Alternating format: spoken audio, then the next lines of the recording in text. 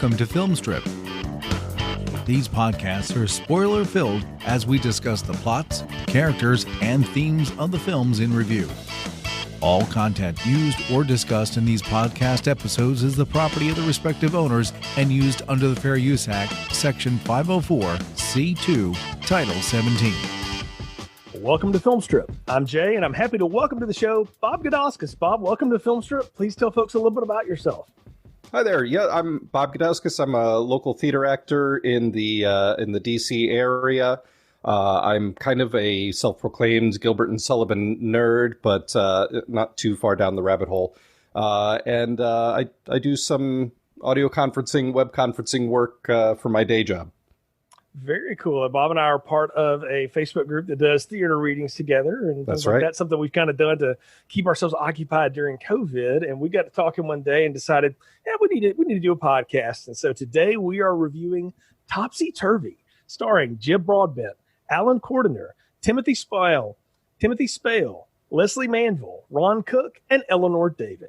Directed by Mike Lee, released in 1999 on a $20 million budget, grossed $6.2 million at the box office, won 2 Academy Awards, and loads of critical acclaim. So, Bob, you described yourself as a bit of a Gilbert and Sullivan nerd. This is a story about Gilbert and Sullivan at a pivotal point in their career, but why did you pick this movie? I should say I'm an aspiring Gilbert and Sullivan nerd. But yeah, I picked this because, it really all started really just a few years ago, I think 3-4 years ago.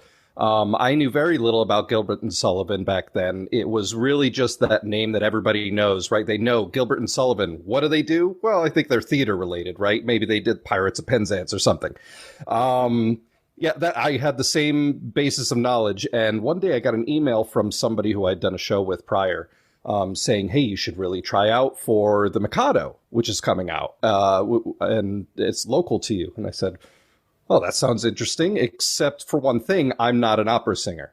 I've always found myself as more of a musical theater kind of person. And she goes, oh, no, it's operetta. It's not opera. It really is the musical theater of its time. So I said, all right, you know what? I'll give it a shot.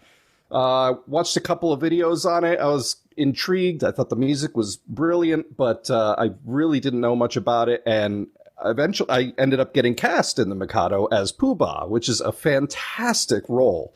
Really, really loved it. But part of my doing research into the role was me coming across this film, Topsy Turvy, which really is, and I know you'll get into it, the summary of it, but it really is how The Mikado came to be and goes through the whole process of creating an operetta. And I was just really, really enthralled by it from the get-go. And I think if I didn't have the background that I had of getting into theater and all that, I wouldn't be as floored by this as normal. But the movie really spoke to me in a way that now it's become one of my favorite films of all time. That is awesome. And I have to ask just for point of reference, because my knowledge is you have theater plays and you have musical theater. Right. Operetta. I know what opera is, I think, but what is an operetta? Operetta is it's light opera. It's more comic opera. It's something that's made to be easier digestible. Usually when you think about an opera, you think about things like the Magic Flute or whatever, or you have things that will span from 3 acts all the way up to 5 or 6 acts. I mean, it gets crazy. These big, long productions where you can sit for, it's like a Shakespeare play, right? You sit there for hours and hours and hours just really appreciating the music and maybe not even really fully understanding it. Whereas with an operetta, it's made to be more digestible, a little bit more relatable, funny. And when it was popular in its heyday with Gilbert and Sullivan, they didn't really rely on opera singers so much, but more the musical theater style singing that you see today. That's very cool. I think the other thing that I've picked up on through the years is that operas in particular, all of it is done through the song and the music, whereas musical theater will have breaks of dialogue and things like that. Right, exactly. In an operetta, it's the same thing. You have you have bits of dialogue thrown in there. It's Gilbert would disagree with me here, but it's secondary to the music, but still there. Yeah. Right, right. Well, yeah, and he was the writer, so that is fair to fair that Right. you would say something like that. And as a writer, I can understand. You would say that kind of stuff. I do think it's neat to watch films that are period pieces that are also about famous works and how they come together. And you know this, having been in a number of productions. I know this, having worked on behind the scenes of a lot of stuff. That could be a very laborious and boring thing to do when you're trying to put together Sure. something. But watching a movie where they're going to try to make that a narrative and tell a story as part of it was an interesting challenge. Because when I read the basic summary of it before I watched this, I thought, okay, I'm curious to watch how this comes together, because there's been a lot of movies about this. Some of them work, some of them better than others. And I was curious to see how they were going to be able to do this. And knowing that the length of this, I mean, it's over 2.5 hours long, I felt like I was going to get a big chunk of the story at once. Yeah, and I guess I also kind of equate it to like the the artist movies. You have the movie like Walk the Line and movies like that. But there's a bunch of them out there where it follows the artists and the bands, and it tells their story. And they always seem to sensationalize certain things. Or they really take certain liberties. Whereas with this film, based off of my research and what the general consensus is that they really did a fantastic job with keeping it true to the history. Yeah, I think not only that, but true to the time period it was made in, the Victorian era, and what the sensibilities were then, and just how out there this idea was for these gentlemen and their producer and everyone involved. And we'll talk about it when we get there. There's a great moment where the cast essentially revolts because no, you're not cutting that. And so we'll talk. Which is a totally true story, by the way. Yeah. I found that out. I watched a documentary after watching this movie, and they mentioned that specifically. And I had thought at first, I was like, oh, they threw that in to kind of give those people something to do because it's a cast of like 80 people. But then to find out it's real, I'm like, oh, that's awesome. Yeah. It really is pretty incredible. And to think, it may not have happened exactly the same way, maybe not in the stairwell as it was portrayed in the film. But the fact that the entire chorus was there on opening night trying to persuade the hard to break nut that Gilbert was into changing his mind really was something to behold. It was fantastic. Yeah, I kind of decided in my head, I was like, this is a guy who clearly has the vision, and he is not going to let anybody else mess with it, because he may be the writer, but he is also the producer. He's doing direct. He's doing all of it. He's definitely involved in the production. What actor, let alone chorus member, would have the guts to go to the writer and be like, no, we think you're wrong on this. Right, exactly. So, well, let's do a quick plot summary, and then we can get into Topsy Turvy here. So after their production, Princess Ida is criticized for being a bit routine. The partnership of lyricist William Gilbert and composer Arthur Sullivan hits the skids. We get a glimpse into their creative process, their differences, the nightmares behind the scenes of producing a large-scale operetta, all the while enjoying some delicious production and costume design of the Victorian era. We see Sullivan overcome his failing health, while Gilbert finds new inspiration for storytelling devices in the form of an exhibition on Japanese culture that his wife takes him to. Finally, putting aside their differences, Gilbert and Sullivan complete the Mikado along with their partners, and the cast deliver what becomes one of their biggest works. And that's kind of the simplest way I can describe this. We really just have to get into the movie and talk about what's going on with them. And what I really enjoy about this, and what I tend to enjoy about period pieces that center around a specific time frame, is they don't bother to try to catch us up on everything that's happened before, and they won't really give us much on the back end either of what happens. We get like one title card at the end, but they throw us right into these guys who are already successful. They're already famous. I mean, this is past Pirates of Penzance and HMS Pinafore and all those things, and now they have kind of hit the album nobody likes if this was a band, and they don't know what to do. And to be fair, a large part of that, it's argued, is because of that summer heat that they experience. That's actually shown in the movie. Part of it is, is it as good as some of their works? Maybe not, but also that huge heat wave that hit London at the time was just, air conditioners in theaters were not a thing, even though it was like the most high tech theater in the world at the time. It was like, I think it was the very first theater that ever had full electric lights. So yeah, it's just really astonishing. You see everybody fanning themselves, and they really did it justice with pointing that out in this film.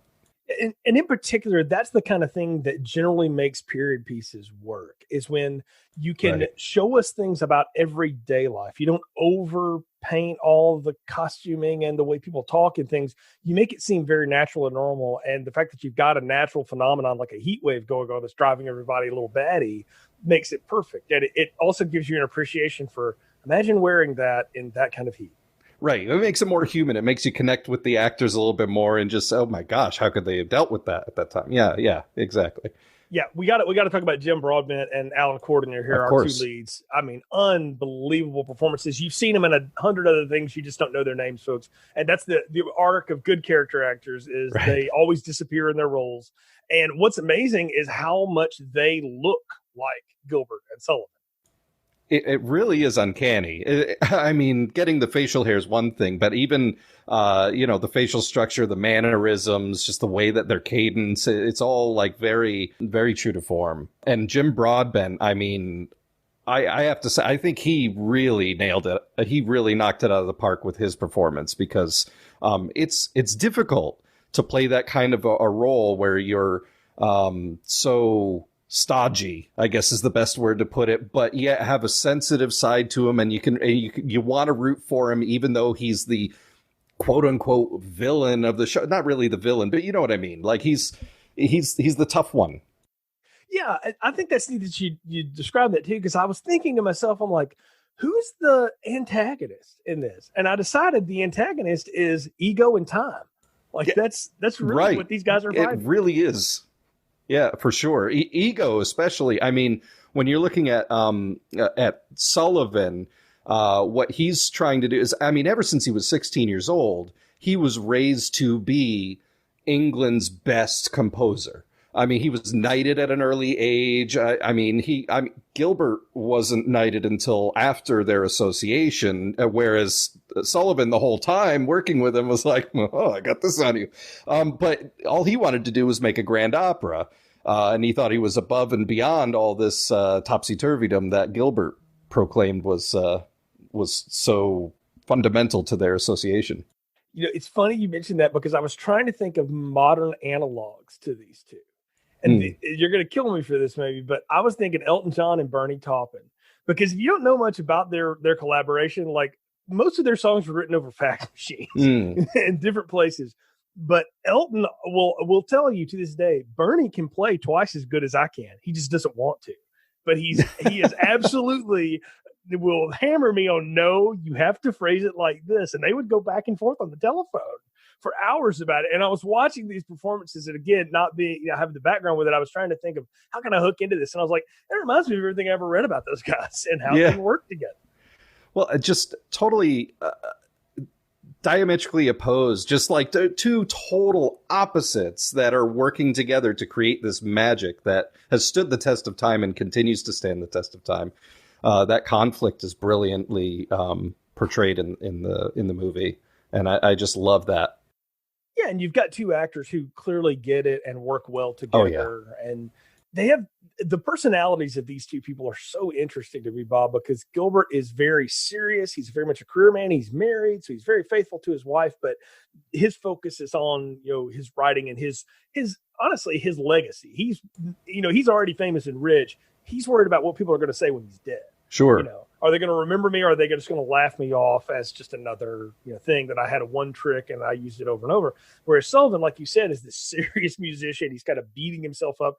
He's got a wife, but he's also got a mistress, and he's got health problems. He's got kidney stones. He's well, actually, I'll just kind of correct you real quick there, Jay. He actually wasn't married. He almost got married. Oh, okay. Sullivan, he had a fiancée, and I guess there was he wasn't completely loyal to her, so I guess he just decided it wasn't for him, or she did. Right. It wasn't for them, and so he started seeing Fanny, and that became like his whole world. Just he didn't need to be married again. He just needed this one woman in his life, and that was it. I mean, aside from all the brothels he went to and everything, but the one Yeah. serious relationship. Yeah, it's very much, it was kind of like watching some of the old Westerns, and watching like with the way Doc Holliday was portrayed and really how he was as a person too. His main companion was a roaming prostitute, but he just kind of hung around in the bars and saloons and did whatever, while he was gambling and not shooting people. So right. That's kind of how I took him, though, as you have the straight laced kind of guy, and then you have the wild card who's the real creative one, right? Not that Gilbert's not creative, because writing like that takes a lot of skill. And I could have another discussion about Tombstone someday, but yeah, but old Sullivan, I mean, you watch, and what I love is they take time to show us with him playing music in other places and other settings, and you see just how good he is. And I don't know if Alan Corder could really play the piano or not, but if that's a pantomime job, he did a heck of a job with it.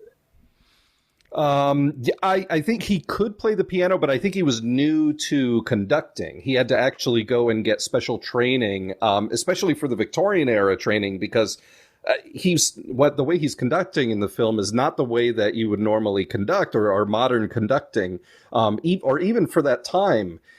He really, because if you look at the other gentleman, and I forget his name at the moment, but the other gentleman who conducted most of the shows for him in his stead, because sadly he was very ill, but also he was busy doing other things. But they had two very different conducting styles. Sullivan had the big heavy wand and did more side to side, more precise movements and sharp, and the other's a little bit more flowy, a little bit more modern that we see it today. Right. I did notice that there was a difference. And I thought that was, again, to illustrate the different disciplines of music that this gentleman came from versus the conductor and anyone else really in the orchestra there. I got to say, too, though, the art direction and the costumes and everything win the awards and get all the notes. The music recreation in this is fabulous. Really is.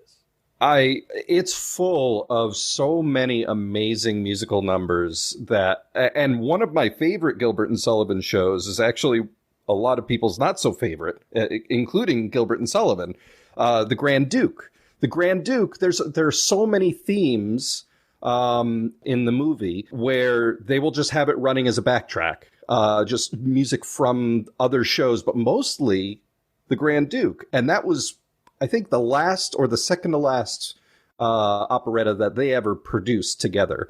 And it kind of showed Gilbert's weakness, but it showed Sullivan's really soaring talent, because he was now at another level. He was just really going for that real operatic sound, the really complicated musical numbers. It really is just a treat for the ears. It's one of the neat devices they do to move the plot along. And it's actually something they were doing. Princess Ida closes and they don't have time to get this new thing together. They're working on it. So Doyle Cart, their producer, and we got to talk about that guy. Talk about a powerhouse. He's, he's the brains behind this thing in a lot of ways, but he basically does reviews of their old shows, but they use pieces of those reviews to kind of move the plot along, which I thought was smart, because it's a way to show you the breadth of the Gilbert and Sullivan catalog without having to tell you the story about all of them. Oh, absolutely. Oh, Wendy Nottingham, the actress who played Helen Lenoir. It's Doyle Cart's assistant. And it was funny that you said under Doyley's direction. Well, yeah, Doyle Cart had a big part to play because he was the man of the theater. She made a lot of decisions, and she was really and it was so, I'm so glad they included this in the movie. She sat down at the negotiating table with Gilbert and Sullivan, and she was really kind of in charge of the whole meeting. And I thought that was a wonderful tribute to her legacy, because she took it after Doyle Cart passed away, and I think she kept on going with it.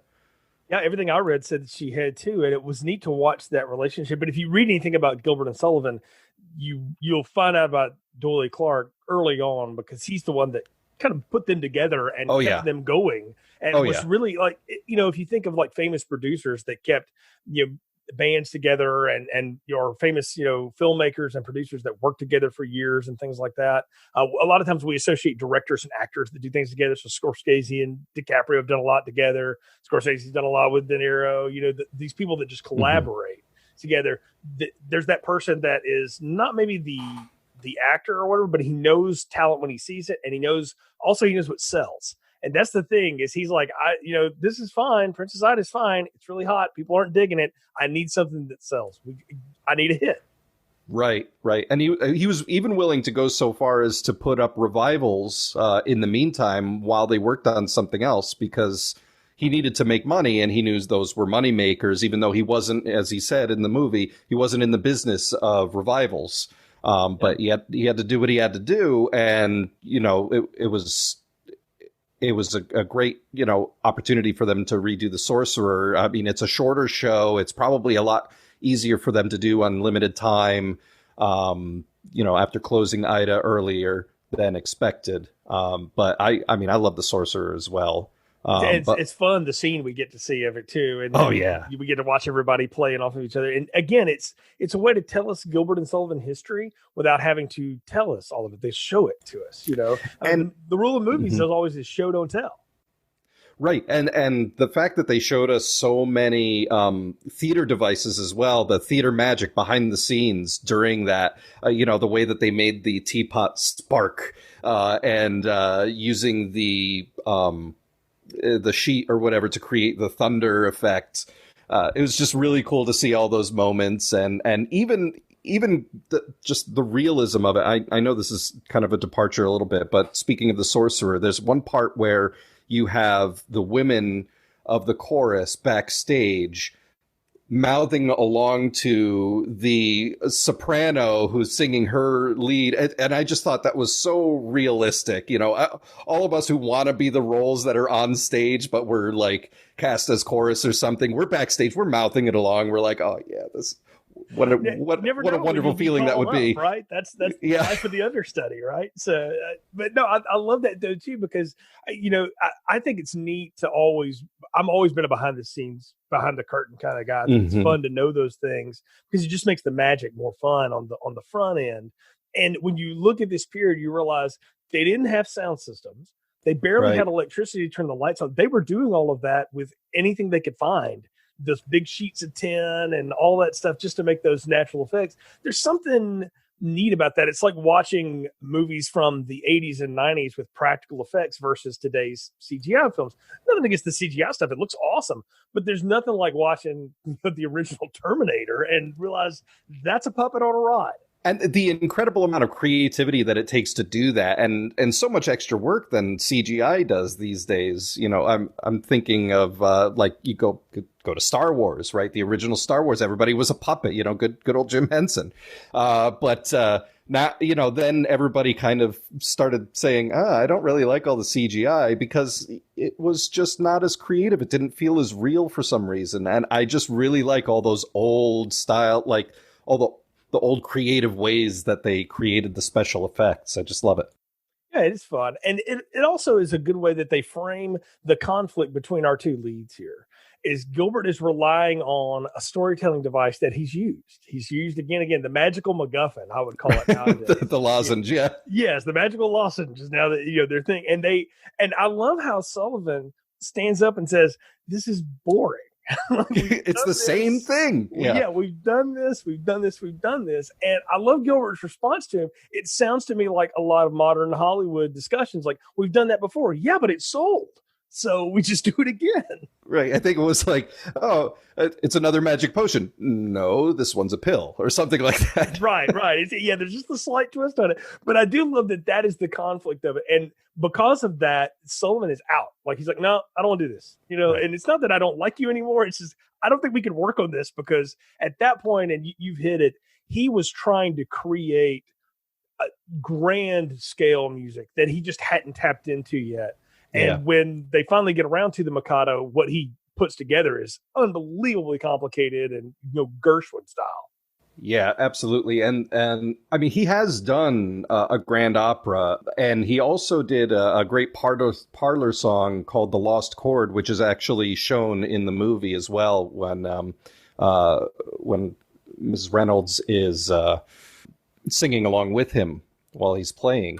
And that was such a great thing to add too, because parlor songs were also a very big thing back in those days. I mean, it was, everybody today has an iPod or whatever, or means of listening to music, Spotify. But in those days, everybody had a piano in their parlor. And that was the whole thing, is everybody getting together and playing their different parlor songs for each other. And it was just another wonderful way to get us into the period.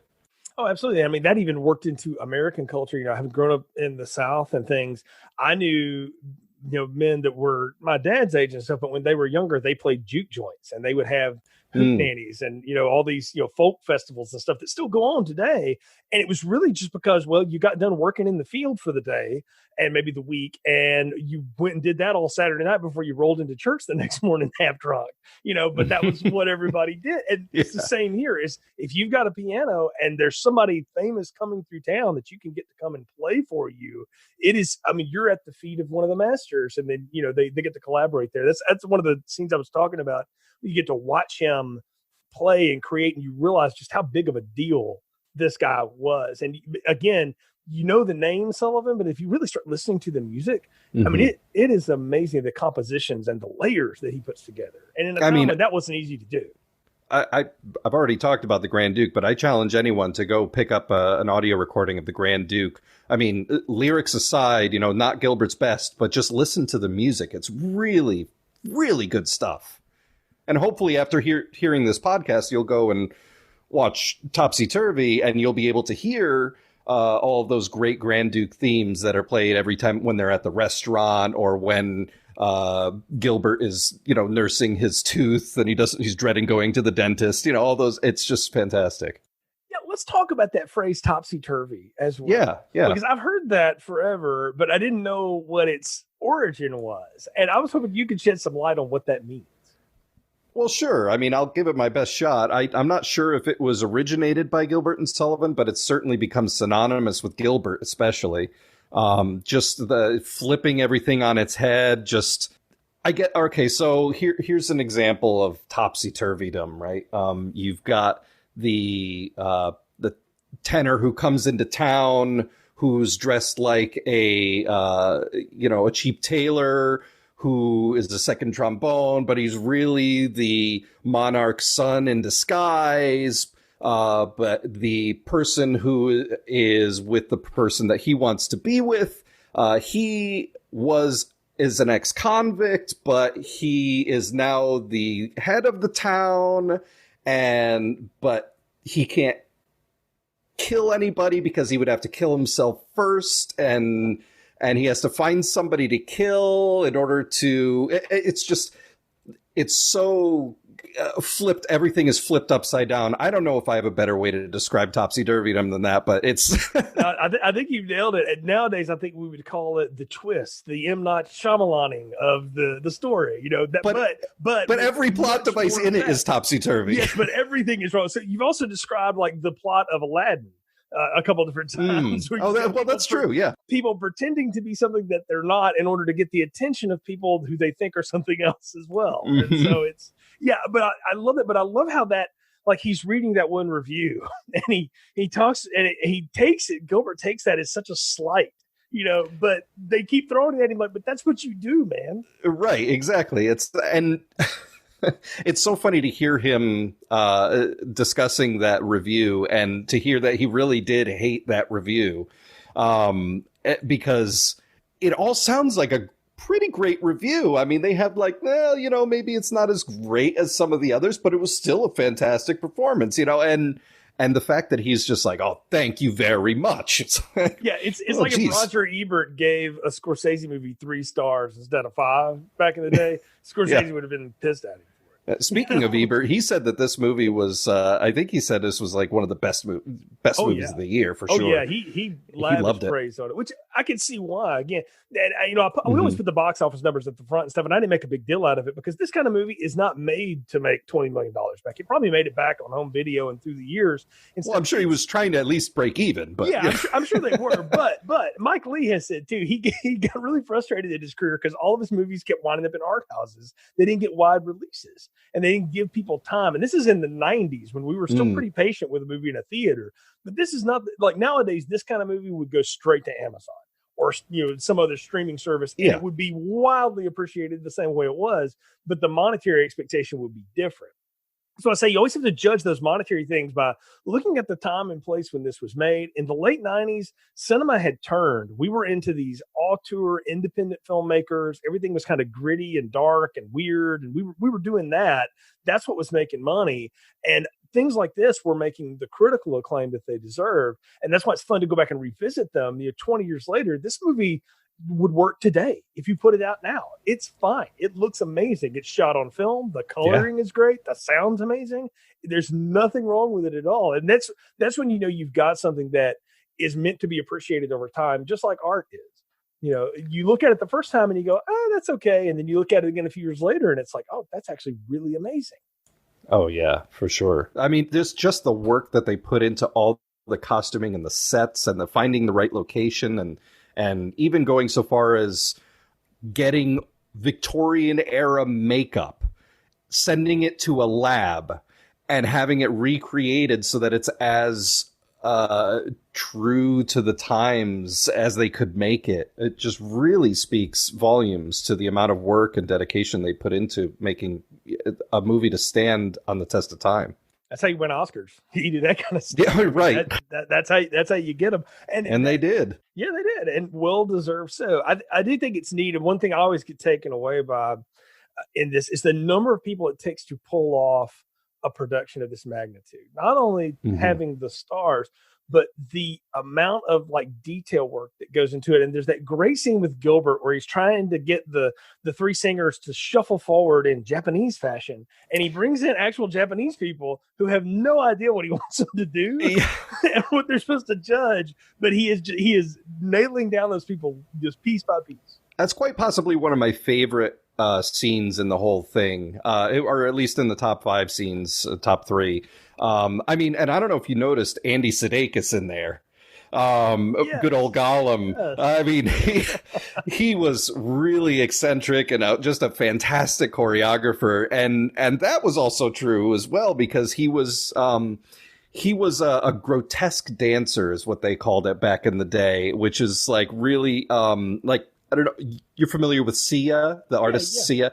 Yeah. With the dance and the birdcage and all that. I mean, that would be grotesque dancing, I would assume. I'm also not a dancer, so, correct me if I'm wrong. But it was just really kind of interesting to see him do the peacock movement across the stage and the really eccentric discussion with him.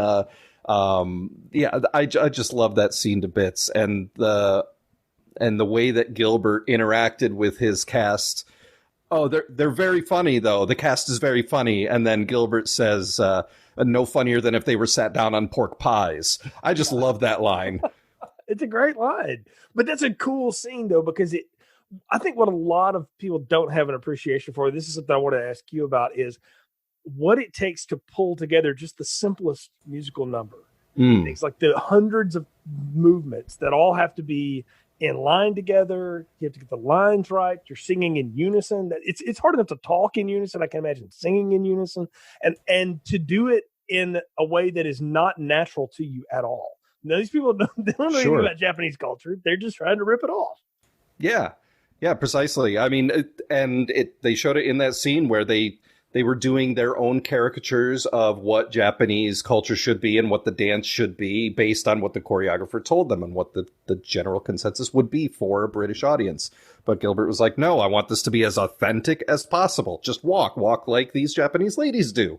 That was great. And there's one thing that could be said for Gilbert and Sullivan is that, and which is a tribute to Mike Leigh as well, is that Gilbert and Sullivan always tried to make things as accurately as possible, right down to the dress and the wigs and the not wearing corsets and everything really, really true to their reference material. And Mike Leigh, same thing, I think. He did extremely well in trying to pay homage to Gilbert and Sullivan and how they liked everything to be as accurate as possible.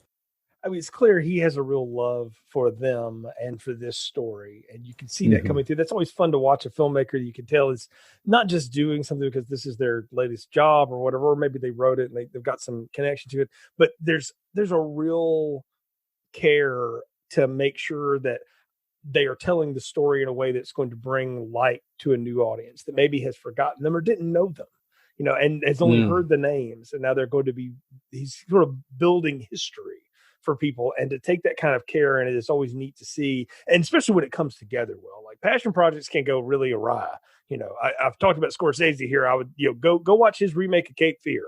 That's a interesting movie. It's not exactly what I think he was intending to do, but it's a performance that he gets out of those people. But he had a real love for that Robert Mitchum film and wanted to do that again. And so you see that again kind of go awry sometimes, but in this case it totally works. And I think it works in a lot of ways because you've got actors and performers here who are very much at home in the theater. And I looked at several of them. A lot of them, that is what they did. They were part of musical theater and things. So I mean, obviously you hire the right people to do this stuff.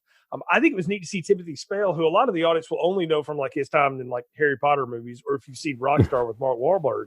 But I think a handful of them were in Harry Potter, actually. Yeah, right, yeah, you see a lot of, but to watch him give performances and you watch him strain his voice out in that one performance, and I was like, man, that is so neat to show how hard this kind of work is. I mean, you say you're not an opera singer, Bob. I've heard you sing, and I've seen you do some of these performances where you sing and stuff. That's got to take a toll on you night after night. Oh, for sure. Well, yeah. Opera singing, I find, is more smart singing than musical theater. Musical theater, you're putting your all in your emotion into it. Not saying that opera singers don't, please. But you can growl out a line in musical theater or in operetta, whereas in grand opera, that's kind of no. You're going to get scorned for doing that sort of thing. So it can be a lot harder on the voice to do something like this than opera, I would say. Yeah, I mean, you're trying to emote so many different things at the same time and just hit your mark and stay on key and all that stuff. It's neat that we get enough time to see all of these other people who make this happen and what they go through as a part of it. That's what's fun about an ensemble, is when you may not know their names and all that, but you spend time enough with those people that you're invested in them, like we talked about. Sure. Yeah, it was nice that they didn't just focus on Gilbert and Sullivan and Doily Cart, that they actually expanded it out to the cast, and even giving, like we were talking about earlier, the chorus a wonderful part at the end. Chorus can so easily be overlooked, but they had such a huge role to play in history and in this movie that I thought that was fantastic. I just loved how they brought everybody together for this. Yeah, and then the fact that the rehearsal process that they go through is just neat to see. And I mean, I've never been on a full stage production, so I don't know what all that involves. What's that process like when you're doing rehearsals and get to the full dress? Again, very, it brought back memories of my rehearsals, seeing that scene where Gilbert is working with the three actors, the actors playing Coco, Poobah, and Pity Sing. And he's being very particular about a certain way he wants them to do it. No, boom, like do it on the beat, and don't say it this way. Don't use a Cockney accent. I've worked with all sorts of directors, so it's going to vary wildly, but I thought it was very true to the process of the rehearsals and just the amount of work that goes into it, and the painstaking hours, and the scene towards the end where they're all exhausted after a laborious dress rehearsal and they're just ready to go home and go pass out. They're like, can we just wait till tomorrow for the notes? No, everybody has to come out. Yeah, it's very reminiscent of what I've experienced. And my only thinking about that is like, there's no time like the present to get that back in your head, to let you think about it and fix it at the moment. Right. Yeah. Also that. Yeah. Both for the production staff and for the actors and actresses, for sure. Yeah. I mean, we've talked about it, all the effects and things that they have going on, but all the moving parts of a Victorian era operetta are mind blowing. You have the full orchestra. All right, that has to be in tune and in time. you have all of the actors, you have the stage managers, you have the stage production people who are behind, and they're all, and what's amazing is, like you said, you see the chorus backstage when the solo is happening and they're all mouthing it. You all know each other's stuff because you have had to live it for all this time. And none of them are on headphones either. Yes. I mean, they're having to do this through looking at each other and having rehearsed what I can imagine is just rehearsed it to death. And yeah. And it does bring that pivotal scene that we mentioned it in our intro there, where the chorus decides, no, you cannot cut this song. All right. And I thought that was neat that Gilbert was just bent on, no, we're pulling this out. It doesn't really work. And the chorus is like, you can't cut that. You have to have it. And the fact that the artists were right. Yeah, I think it's pretty historical that Gilbert was kind of, he couldn't really make up his mind on certain things. He wasn't sure how things would be received. So sitting there and listening to the song during dress rehearsal, he just like, no, I'm not going to gamble with this. Same reason why he didn't stick around to watch the first performance. Like he left, he went on a walk, you know, he's like, I don't want to see how this is received. I just want to come back after it's all done and read the paper in the morning. And I thought that was phenomenal. That is neat. And that's a very modern thing. I know people that have worked in movies and stuff like that, and they will go to opening night and they walk out the door. Like they don't want to see it. Like they've usually seen it with, you know, the production staff, or they've seen it alone. There's some actors, like big name actors today still, that will not watch their stuff until they can see it by themselves. Yeah. Yeah. And it also ties back to the very first scene in the whole movie as well, where he's sitting backstage not watching the Princess Ida opener, and the guy comes in and says, it's going great, it's magnifique, or whatever he says in French that unfortunately I didn't have those subtitles on, but he says, what do you want me to do, kiss the carpenters? It's just so Gilbert. Yeah, it's wonderful. Yeah, but again, that's what you love about this guy, is that he's always tinkering with his creations. And I can appreciate that in a lot of ways, having been a songwriter for a number of years and played in a lot of bands. There are songs that my band finally recorded that we worked on them for 10 years and we were still working on them when it was done, you know. And then having this year finished our reviews of the Stanley Kubrick movies that we've been doing for years now, Kurt and I talk about how there's just some things that, like, he just was constantly messing with his stuff. And there's some people that just, that's their process, is to constantly shave and tinker with it, whereas Sullivan writes it, is good with it, and give me a drink, I'm good. Yeah, I mean, sometimes he will change certain things, but for the most part, you're right. And it actually reminds me of so that's a great creative process. I think continuing to work on something, not letting it just, be done or whatever, I think it's very important to the creative process. And I go back in my memory to, I think I watched an interview with John Cleese, where he was talking about John Cleese of Monty Python, and he said, in his workshops, what he would do is he would give himself a time limit where he would decide, I'm going to bring this idea, fully fleshed out idea, even if I think it's done, and I'm going to bring it to the table, set a timer, and give myself that much extra time to fine tune it. But once that timer's done, I got to stop and move on to the next thing. I just thought that was really fascinating. That is great. I mean, there have been several, producers and things through the years that have said, I think Bob Rock, who's one of the famous rock producers of all time, said, great albums are never really finished. They're just eventually abandoned. And then the record company puts them out and they hope you buy it. And he said that's, he said, a lot of the things my name's on, that's a good way to describe the record, is that eventually we just gave up. We had enough and that was it.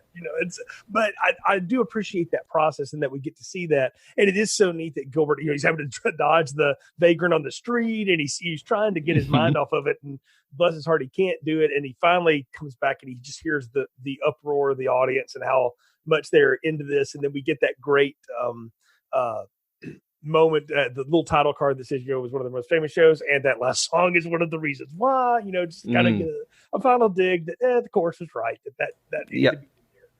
Yeah, absolutely. That it was. I just love the way that they portray him in the film, and I think it's him walking back and having that moment where he comes out and stands out on stage, very like a fish out of water, like he doesn't even know where he's Shakes the hand. He's like, okay, can we be done? I don't know.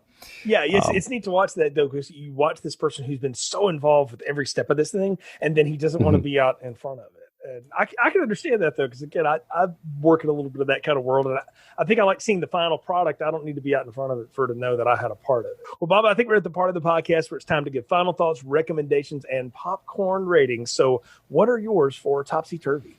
I think there's an important piece that we need to touch on before we can kind of close it out, and it's with regards to the cultural appropriation of this piece, with regards to the fact that it's been put on so many times by Caucasians, and really it can be seen as very offensive to the Asian American community, to the Asian community on the whole, and I think that there's definitely a right way to do it. As far as this movie is concerned, I thought because it was a historical piece, I saw nothing wrong with it. It was a pleasure to see. It was enjoyable, but it's important for people to know, especially those who want to produce the Mikado in the future. Definitely get somebody on your staff who can walk you through the best way to produce it without offending others. And I can't state enough how we have to go with the times here and we have to change with it, but that we can still appreciate this movie because it is a step into history to discuss and to show how they came about all this. And that being said, if you can look past that piece of it and really just enjoy it for what it is as a piece of history, as a piece of an amazing cinema, talking about the history and trying to get it as true to the real story as possible. I would say that for me, it's an extra large. It's my favorite movie, and but I would say for those of you who maybe are not so interested in the theater, Gilbert and Sullivan, operetta, or any of that, I still think you would find it to be a large-sized popcorn. I really do, just because of all the amazing elements that are put into it, and the costuming and the sets and the makeup. I mean, I can't say enough about all that, and the acting, and the final song, "The Sun Whose Rays Are All Ablaze," is done so differently than it normally is on stage that it gives it a new twist and is really just a beautiful way to end the whole film. I just thought that was amazing. That's great. Bob, I'm glad you said all of that. And the one thing I will take away from this, just in terms of the culture part of it, that I appreciated was, for a man of his time, Gilbert went out of his way to try to incorporate the realism of that culture as he saw it as part of it. And I will give credit to that, because that's somebody who's trying to learn. And he's clearly writing a love letter to what he fell in love with at that Japanese exhibition. That's a great scene with he and his wife. We didn't really talk about it in this, but all of that, and when the sword falls, and just the spark of genius that gives him, you realize you're watching somebody write about something that they admire deeply. And I can always appreciate that. And in modern cinema and in modern theaters, absolutely, there's a way to do this, and it should be done. But for a portrayal of how it was done when it was created, I thought it was very fair, very even. And it gives you a good sense of how people's minds worked and how we've changed through time. So I always appreciate these things. As far as a movie goes, like a movie watching experience, I always grade things on, did it accomplish what it set out to do, and how well did it do that? And the thing about this movie that going into it, I said, okay, this is over 2.5 hours long, so I know I'm in for a long movie. I started watching this at like 10 o'clock at night, and not once did I get tired. Did I get bored? Did I lose interest in it? Part of it was it's a different world for me, so I'm just soaking it all in. But it was really, really well done. And I put a lot of it on our director, Mike Lee, and the way he got the performances out of the actors that he got, and that it spends enough time with our leads, but it spends enough time away from them that you can see the number of people it takes to pull one of these things together. That's a hard thing to do in a big period piece with an ensemble cast like this. For sure. The music in it is amazing. We've talked about how beautiful it looks. It would still look great today. I definitely think it is worth seeing. Whether you're into theater or not, watch a piece of art and enjoy it. Because that's the other thing about this movie, is it's really funny. It's really fun. You won't get all the humor, but you'll appreciate it because of the way these people are playing it so dead straight the whole time. And it's an absolute blast. I give this one a very strong large popcorn. Definitely one I would recommend people see. And I'm so glad you brought it to me because, again, as I said early, it's rare to find something that I haven't had any connection to here on Film Strip. So it's always fun to get new stuff in the wheelhouse. And I put a little save search for if they ever start selling DVDs of it again. That I'll pick up a copy of this one and add it to the collection because it is definitely something worth seeing. But I'll tell you right now, if you're a theater lover, you obviously probably know Gilbert and Sullivan or whatever. You gotta watch this. I mean, this is their story, and it's such a great way to tell their story on a cinema in a piece of cinema. So large popcorn for me, and it was a lot of fun talking with you about. Bob, thanks again for coming on Film Strip. Thank you so much for having me. It was a lot of fun. I really appreciate it. Hope you'll have me back someday. Absolutely. You name drop Tombstone in there. We haven't done that one in all the years of this podcast somehow. So someday that'll have to happen. So, because I definitely have thoughts about that movie for sure. Folks, You can find our archives in your podcast feed or on our website, filmstrippodcast.com. Apple, Google, Spotify, iHeartRadio, wherever you find podcasts, that's where we are. Please leave us a positive review wherever you find the show and share it. You can follow the show on Twitter and Instagram at FilmstripPod or search Filmstrip Podcast on Facebook and connect with us there. We appreciate your support. Until next time, for Bob Godosmus, I'm Jay. You've been listening to Filmstrip. Thank you for listening to Filmstrip. You can find more episodes on our website, filmstrippodcast.com. The Filmstrip theme music is produced and performed by Frozen Lake 121.